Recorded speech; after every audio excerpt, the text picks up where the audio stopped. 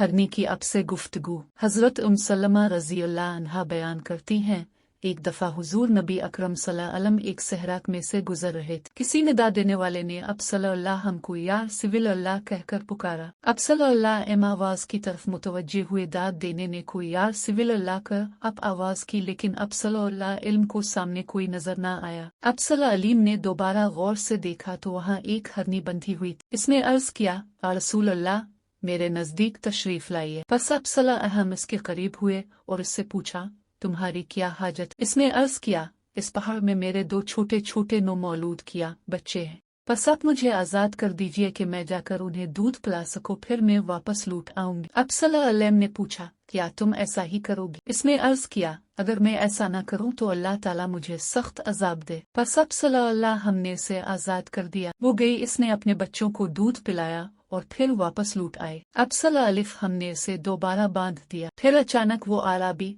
जिसने इस हरनी को बांध रखा था मुतवज्जे हुआ और उसने अर्ज किया, या सिविल अल्लाह, मैं आपकी कोई खिदमत कर सकता? अब सल्लल्लाहु हमने फरमाया, हाँ, इस हरनी को आज़ाद कर दो। बस इस आराबी ने इसे फौरन आज़ाद कर दिया। वो वहां से दौड़ती हुई निकली और वो ये कहती जा रही थी, मैं गवाही देती हूँ कि अल्लाह के सिवा कोई इबादत के लायक नहीं और अब सल्लल्लाहु अलैहि अल्लाह ताला के रसूल।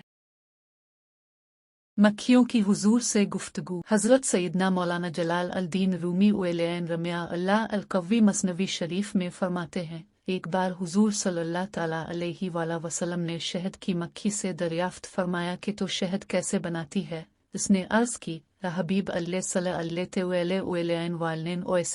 हम चमन में जाकर हर किस्म के फूलों का रस नचोसती हैं, फिर वो रस अपने मुंह में लिए हुए अपने छतों में आ जाती हैं और वहां उगा देती हैं, वही शहद है। इरशाद फरमाया, फूलों के रस तो फीके होते हैं और शहद मीठा, ये तो बताओ कि शहद में मिठास कहाँ से आती है? लिखी ने अर्ज की, हमें कुदरत ने सिखा दिया है कि चमन से छत्ते तक रास्ते भर अब सिलुए अल्लियाते उले उलेन वालनेन ओएसेलुएम पर दाराविद शरीफ पढ़ती हुई आती हैं। शहद की ये लज्जत और मिठास दारूद पाक ही की बरकत से है। सीद फातिमा अल्स बिराम का दर्जी। सुबह ईद होने वाली है, जनाब सैयदा फातिमा अल ज़हरा उनके नन्हे मन है शहजादों ने अर्ज की, अम्मी जान कल हमें भी नए कपड़े दे, हम पुराने कपड़े नहीं पहनेंगे। सैयदा ने बच्चों को बहलाने की कोशिश की मगर वो अपनी जिद पर कायम रहे। बन तो रसूल अल्लाह ने वदा फरमा लिया कि तुम्हें ईद के लिए नए कपड़े मिल जाएंगे। पूरी रात इबादत में गुजारने वाली सैयदा फातिमा अल ज़हरा ने तहज्जुद के नवाफिल के बाद बारगाह खुदावंदी में हाथ अलिफाटे दिए और अर्ज किया, अभी फातिमा तेरी कनीज है, इसके वादे को पूरा फरमा देता।